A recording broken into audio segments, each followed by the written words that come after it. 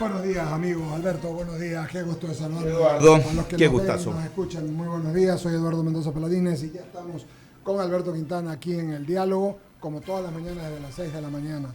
Esta vez, como lo había ofrecido Alberto y lo había ofrecido la radio, conversando con el candidato presidencial Fernando Villavicencio en una entrevista que va a ser tomada y va a ser tomada por muchas emisoras como América, Caché, Élite, 11Q, WQ, Antena 3, Radio Fuego, Caravana, en Guayaquil, en Bolívar, Espacio FM, en El Oro Estelar Estéreo, en Loja La Mía, en Imbabura Alborada 93.5, en Santo Domingo Festival FM, en Tuguragua Caracol 93.1, en Chimborazo Buenas Nuevas y Estéreo Mundo FM, en Manaví Jamavisión y Oxígeno 102.1, y luego en Santa Elena Fragata FM y La Voz de la Península, como en Esmeraldas Modular 92.7.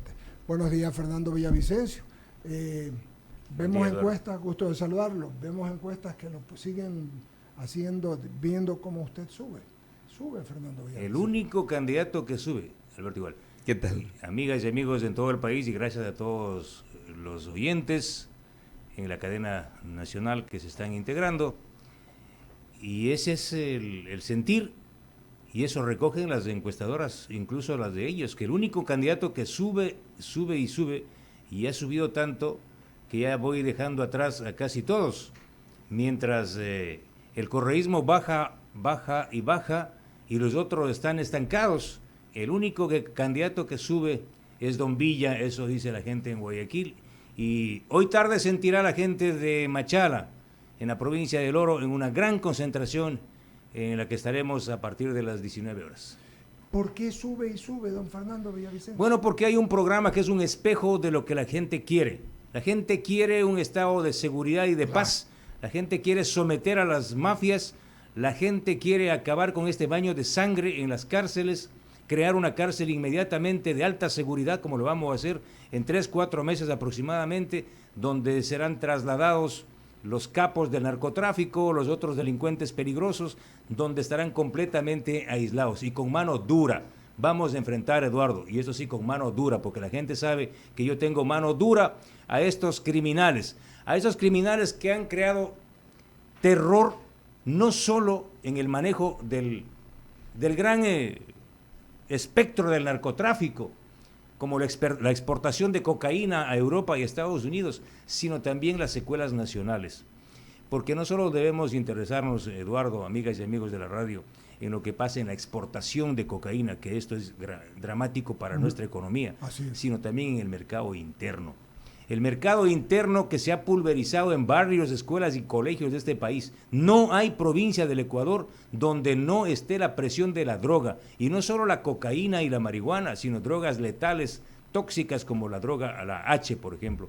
Y quiero comentar lo que yo sentí en mi visita a Cristo del Consuelo el otro día. Decenas de madres de familia, angustiadas, con los ojos partidos como cristal, me decían: Don Villa, ayúdenos, no sabemos qué hacer con nuestros hijos. Sí, nuestros hijos están consumiendo estas drogas como la H y otros, y no podemos sacarlos. Por favor, tiene que eliminar la tabla de consumo de drogas. Y aquí quiero una vez más comprometernos, ya lo hice, Eduardo, el otro día. Sí, señor. Comprometerme con el país, y soy el único candidato que levanta esta voz de las mujeres y de las familias angustiadas. Uno de mis primeros decretos será la eliminación de la tabla de consumo de drogas, y vamos a crear un registro nacional de pacientes que serán tratados en el marco de una política pública de salud, con recursos que vamos a obtener de la captura de estupefacientes, que serán utilizados para la creación de clínicas especializadas del Ministerio de Salud para tratar la adicción. Es decir, lo importante acá es que se está comprometiendo en hacer clínicas para poder tratar los males de la desgracia, de la enfermedad que es la droga, ¿verdad? Eso efectivamente, es porque bueno. La tabla de consumo de drogas, en lugar de resolver el problema, lo que hizo es legalizar y legitimar la tenencia. Entonces ahora los traficantes mutan y se convierten ¿en qué? En consumidores. Si la policía detiene a un traficante y dice: no, yo soy consumidor. Y de esta forma no podemos perseguir a los criminales que son los traficantes los que están contaminando barrios y colegios. Es increíble lo que pasa con niños y niñas de 10 años en las escuelas, 12 años, 13 años y colegios de este país. En todas las ciudades del país hay problemas gravísimos de adicción. Entonces, vamos a parar esta persecución a los consumidores creando un régimen y un registro de pacientes que serán tratados en los hospitales o en estas clínicas especializadas en el Ministerio de Salud Pública. En la inseguridad, además, tiene otro componente. Hay dos cosas que la gente comenta con los candidatos. La gente quiere, primero es ese, el tema de la seguridad, ya lo trató, cómo lo va a enfrentar. Y habla también del tema de las drogas. El tema económico, Fernando Villavicencio, lo hemos escuchado porque mucha gente dice que usted es monotemático, que habla de la seguridad, que habla de la corrupción, pero ahorita ha hablado de la seguridad y ha hablado de un tema para ayudar a la gente que tiene problemas de drogas. Pero no nos separemos del tema del narcotráfico y del tema de la economía. ¿Por qué separarnos? Lo que ha creado esta mafia del narcotráfico y de la minería ilegal y de la mafia de los sobornos es una economía criminal, y esto es muy importante. ¿Qué significa esta economía criminal? Que las mafias están tomándose el Estado. ¿Cómo? A través de empresas de papel. Yo tengo información oficial de que aproximadamente 40 municipios del país han firmado contratos con empresas vinculadas al narcotráfico. Entonces, mira cómo se genera una economía criminal, que la economía sana, los empresarios sanos de este país difícilmente podrán competir con estas estructuras. Por eso es que la lucha en contra del crimen organizado, de las mafias del narcotráfico, de las mafias de la minería ilegal y de las mafias de los sobornos está directamente vinculada a la defensa del empresariado sano de este país. Y ahora sí, entonces vamos al tema grande de la economía.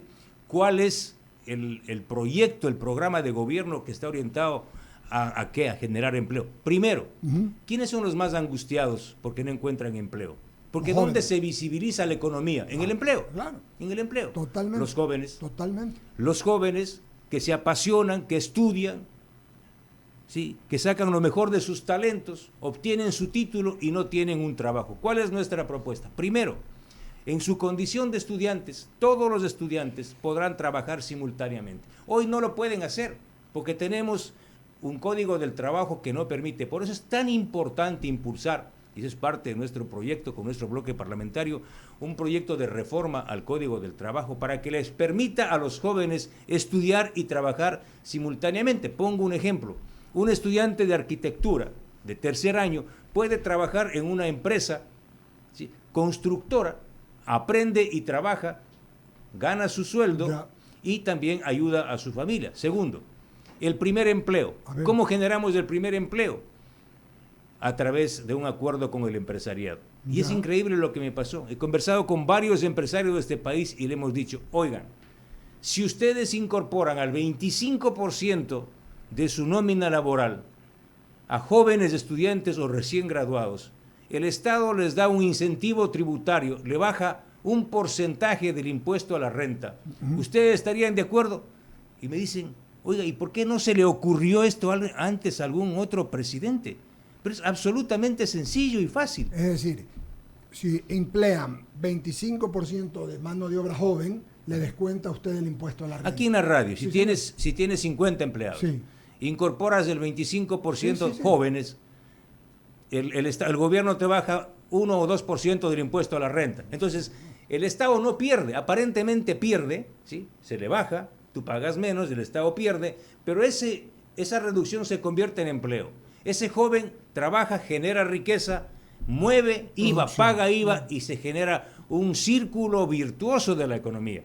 Mira, por ejemplo, este es un proyecto absolutamente fácil de avanzar. Entonces, aquí tenemos una expresión clarísima y posible de cómo reactivar la economía, generar empleo y además, sí, ampliar la capacidad de la juventud para estudiar. En 1 año y medio va a tener tiempo Fernando Villavicencio para dar los primeros pasos. El momento en que nosotros refrendamos y pintamos el camino, así va, ya el resto es más fácil, pero esto es posible iniciarlo. Vamos a iniciar esto con una reforma al Código del Trabajo y el otro tema de incorporar a los estudiantes a las nóminas de trabajadores es un asunto absolutamente de responsabilidad de los empleadores. ¿Qué va a hacer con el tema vial que está hecho pedazos en el Ecuador, con las lluvias y todo? ¿Qué va a hacer Fernando Villavicencio con las vías y las carreteras? En términos generales, mi propuesta es invitar a las grandes compañías nacionales y extranjeras, al capital privado, a que participen en un proceso absolutamente transparente de licitación de las principales vías del país, con la participación del sector privado.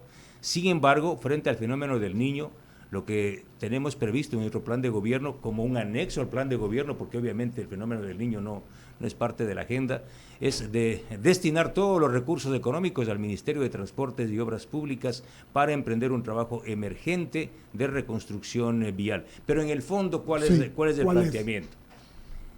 Un gran proyecto que entiendo lo hablamos rápidamente el otro día, que se llama de poder local. Vamos a transferir a través de este proyecto de ley todas las competencias del gobierno central a los gobiernos autónomos descentralizados. Entre ellos, la posibilidad de que sean las prefecturas las que liciten y resuelvan el problema vial de sus provincias. De esta forma, entonces, eliminamos esta traba de que sea el gobierno central a través del MTOP el que lleve adelante los procesos de licitación. Le dan mucha más vertiginosidad, rapidez. Absolutamente, y los recursos de forma inmediata,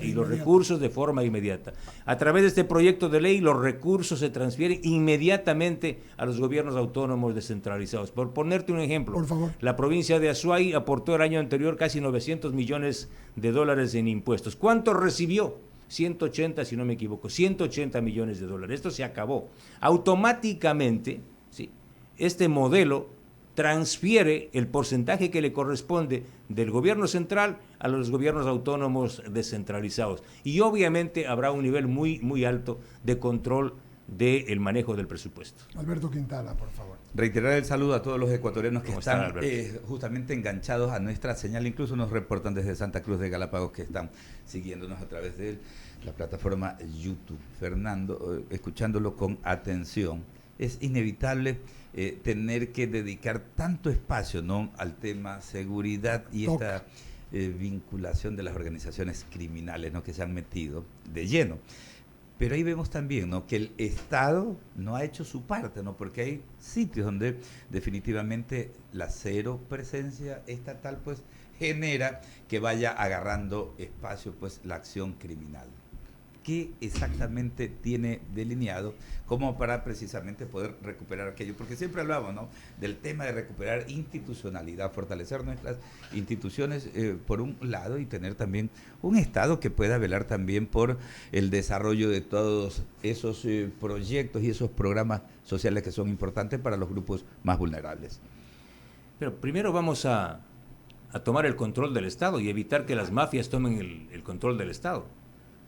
Yo recuerdo la alerta gravísima de Pancho Huerta hace algunos años, ya una década. El Ecuador avanza rápidamente a constituirse en un narcoestado. Y yo creo que este rato el Ecuador es un narcoestado y existe una narcopolítica. ¿Cómo vamos a decidir retomar un Estado sano, un Estado democrático? Por eso lo que se juega el día 20 de agosto en este país es o el gobierno de las mafias, porque las mafias directamente quieren tomar el control del Estado, o la resurrección de la República, de lo que queda de la República. Cuando tú me planteas qué vamos a hacer para devolverle la institucionalidad, sin duda volvemos al punto de origen. Tenemos que someter a estas mafias en 1 año y medio, no más. ¿Cómo? El Estado va a atacar. Te pongo un ejemplo gravísimo. ¿Qué es lo que pasa ahora? Asesinan al policía, al oficial de la policía responsable de la seguridad de San Borondón. Increíble. Y 4 horas después la policía captura a los presuntos responsables. ¿Qué significa esto? Que la policía sí sabe. Y siempre pasa esto. Se genera un hecho violento, inmediatamente reacciona la policía y capturan a los presuntos implicados. Esto que voy a decir es muy grave, pero es cierto. La policía tiene información. Lo que vamos a hacer en mi gobierno es darle la vuelta. La policía va a atacar primero. En mi gobierno vamos a atacar primero a las estructuras criminales. Nosotros nos vamos a adelantar. Vamos a sacarles de las guaridas donde están los narcos, los gatilleros, sicarios, vacunadores y otros. con nuestra policía que absolutamente estará limpia, porque también debemos reconocer que hay infiltrados en la fuerza pública. Sí, señor. Hay una fuerza pública contaminada. Por eso, con una fuerza pública limpia, valiente, vamos a dar estos golpes. No vamos a permitir que una vez más los criminales se adelanten. Vamos a caerles encima. Esto primero, ahí vamos a ¿qué? A ganar autoridad, mano dura, responsabilidad, y pasamos a lo otro, al Estado que va a ejecutar un plan de gobierno orientado a la reactivación de la economía, a la generación de empleo, a mejorar los niveles de educación y de salud. Pero si no logramos tranquilizar a este país, difícilmente. ¿Y cómo? Pidiendo que se investigue los casos que estoy pidiendo, estimado Alberto.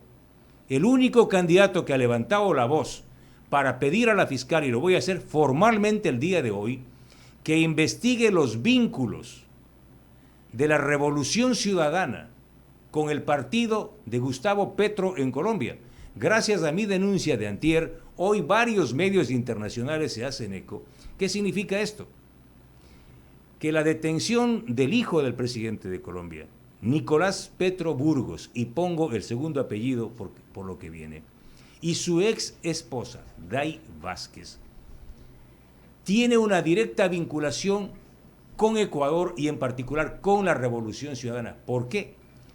El hijo de Petro ha recibido 600 millones de pesos, una gran parte de ese dinero de uno de los narcotraficantes buscados y procesados en Colombia, conocido como alias el Hombre Malboro. ¿Sí? El hijo de Petro tomó ese dinero con su esposa entonces y destinaron esos recursos para ellos. No fue a la campaña de Gustavo Petro.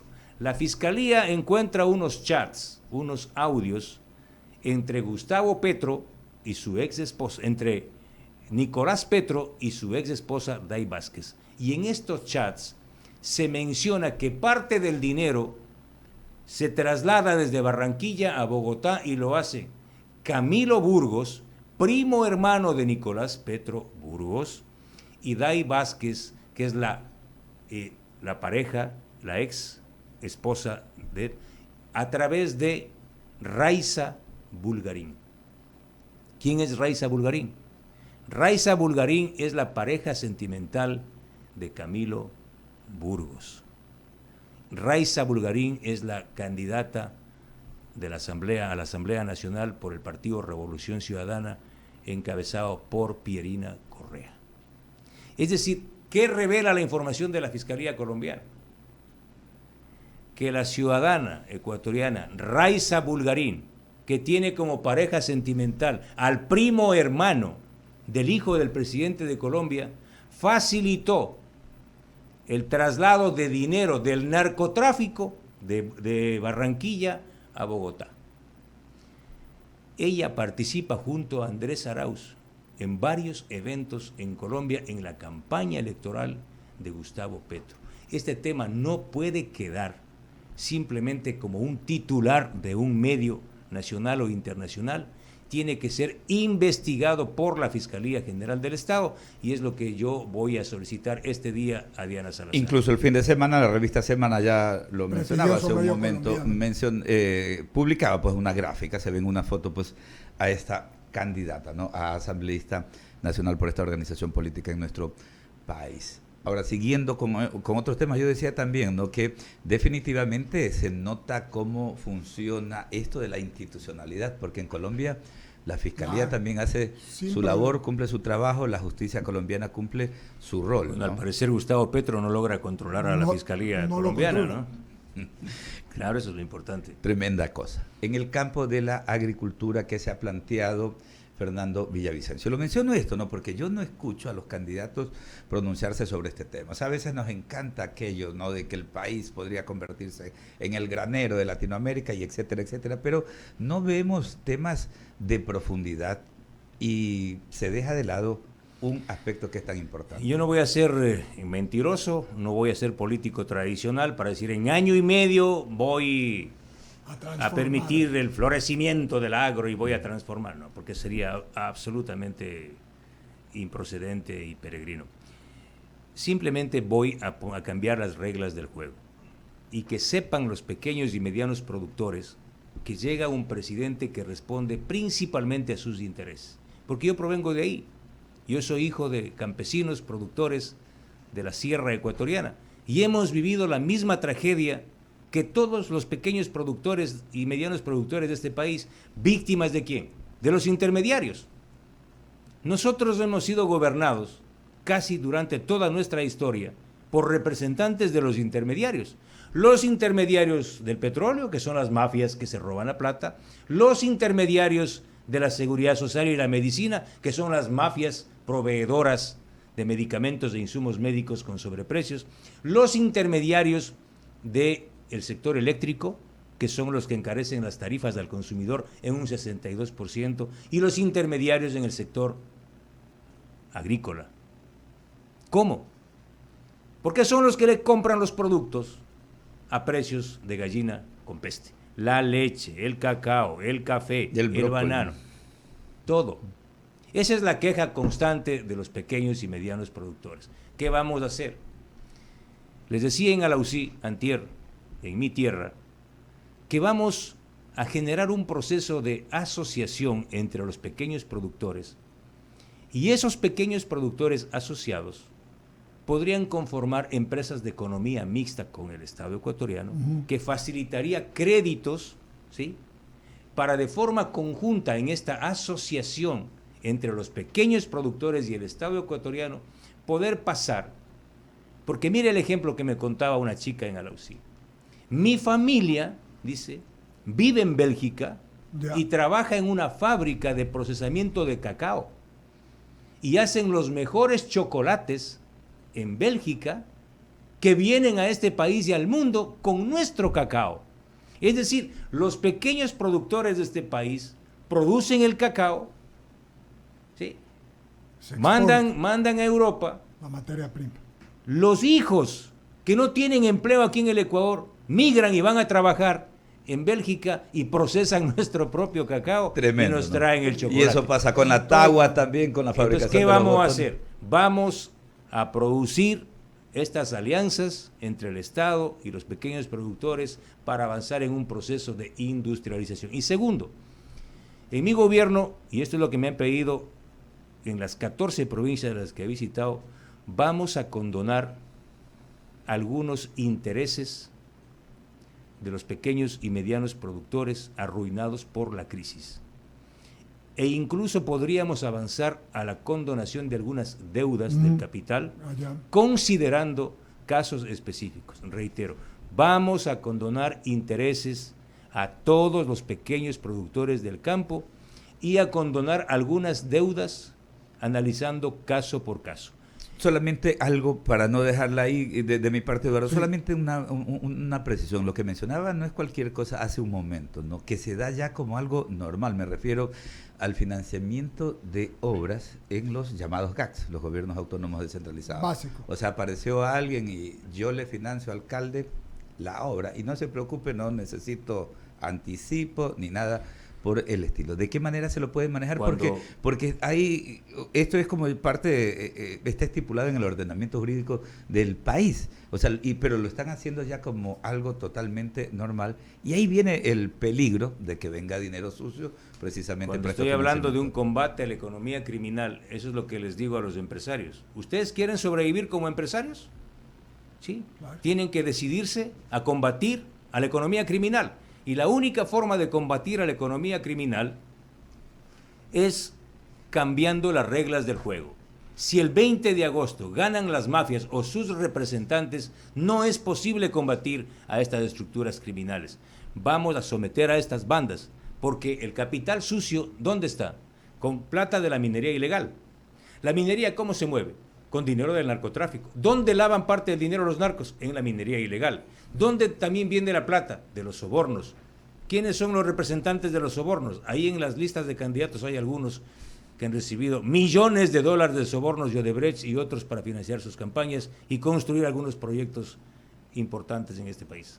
Fernando Villavicencio, nos quedan unos minutos y vale la pena. Usted ha dado algunos de sus planes, el del empleo joven es muy interesante y ha hablado de algunos temas. Yo le pregunté de la economía, Alberto le preguntó de la agricultura. Pero hablemos del petróleo, que es una de sus expertise. Vamos a poder limpiar por lo menos, si usted es presidente, y hacer que esa plata que se quede en el Ecuador. Pero Eduardo, usted sabe, me ha entrevistado 20 veces, sí, y de alguna manera la acción que tomó hace pocos meses la justicia de Estados Unidos, la Corte de Nueva York, y ahora ya la fiscal Diana Salazar, se basa en mis investigaciones. Así es. Haber destapado la mayor cloaca de la historia petrolera de este país. ¿Saben lo que significa tener conciencia de que se robaron $4 promedio por cada barril de petróleo? Si usted tiene a la mano un esfero y multiplica por 250,000 barriles diarios, que gracias a la firma de esos contratos en el gobierno de Correa fueron entregados y siguen siendo entregados hasta ahora a China, estamos hablando de más de $1 millón diarios que deja de percibir este país. En 15 años estamos hablando de una cifra colosal que supera los $5,000 millones. Repito la cifra, $5,000 millones se robaron solo en la comercialización de nuestro petróleo. Cuando tú me preguntas, Eduardo, ¿qué voy a hacer? Voy a sacar a esa mafia de Petroecuador, pues. Yo no voy a delegar mi puesto en el directorio de Petroecuador, porque la lucha contra la corrupción no se delega. Voy a presidir el directorio de Petroecuador y a sacar a patadas a estas mafias. Cuando aquí me dicen no hay plata, no, eso es una gran mentira, Eduardo y Alberto.